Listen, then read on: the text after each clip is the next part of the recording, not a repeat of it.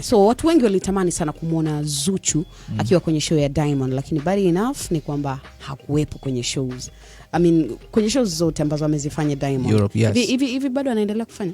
No, anarudi anaelekea US kitu kama hicho. Okay, so watu walitamani kumuona Zuchu, lakini imekuwa bahati mbaya sana hawajamuona, na wanajiuliza kwa nini. Mbona kama wakati huu ndio ulikuwa wakati mzuri sana Zuchu akamlinda mumewe huko. Yeah, sasa sisi kiwa kama chimbo la stories za burudani tuko na sababu ambayo imepelekea Zuchu kutokuwepo katika show hiyo ya Diamond Platnumz.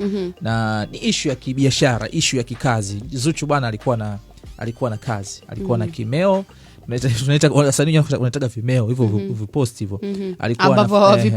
Alikuwa anapiga show kwenye moja ya harusi kubwa sana ya kifahari hapa Tanzania.